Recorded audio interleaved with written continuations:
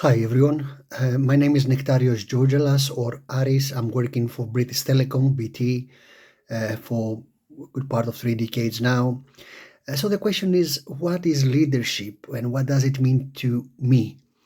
I think all the rest of the colleagues on the course have covered it very well to this point. So I will just summarize a few key points that I agree with as per the definition at the personal level. But I also like to bring out a few dimensions of leadership that, from experience, they strike me quite strongly, and some challenges, right? So, leadership, what does it mean to me? I've got a few notes here. It's all about becoming a person which is inspiring, motivates others, becomes a role model to others. There's this expression that says that you can manage projects, but you can't manage people. You lead people, so people are not projects. You got to be to have empathy, to apply special personality characteristics when it comes to dealing with your colleagues, dealing with your partners. You need to be giving them opportunity to thrive, clear objectives. You need to be an example to them as well with your own ways of working, ways of behaving. Have empathy as well. Delegation is a key characteristic too of leaders. Um, Accountability, teamwork, risk taking also.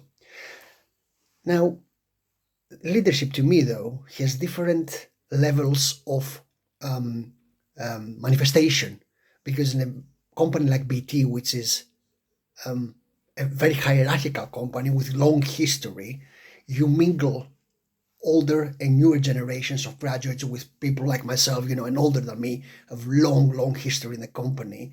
There's clashes of cultures, right? So different styles of leadership coming together. Also, as you go from bottom up to the hierarchy and you reach executive levels, leadership teams, you understand that the magnitude of those features of leadership you encounter um, in our executives' personalities is bigger than mine. Sitting very lower in the hierarchy, because those guys need to be role models, need to inspire. A new CEO comes in, needs to be inspiring, needs to be able to set a very clear vision and a good strategy, and also get the company on their shoulders to take it through different times, difficult times. As you go, also the impact of that type of leadership of the executive, is much bigger.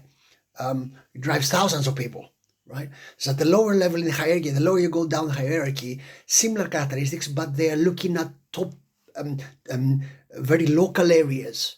Right? So the magnitude of the feature and the magnitude of the impact of the leadership shrinks, but it's really important as well. Also, at the top level, you define a culture that starts as an osmotic process coming down the hierarchy to our levels, and it comes together to complement our local culture as well, with new values, with new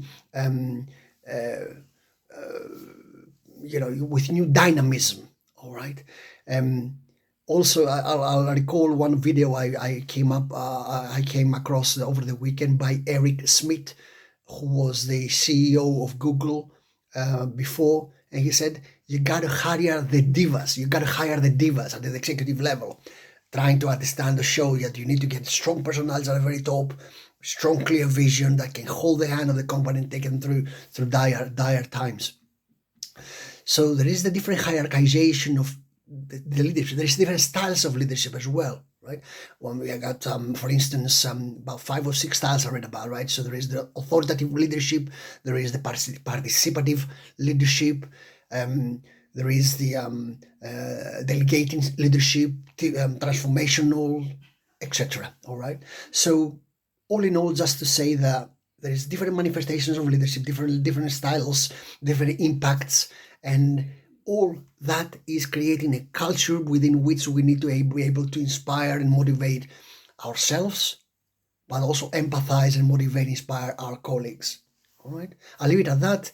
I'm very much enjoying the course thus far, and hopefully, we're gonna have a very great, enjoyable journey going forward with everybody. Thank you very much.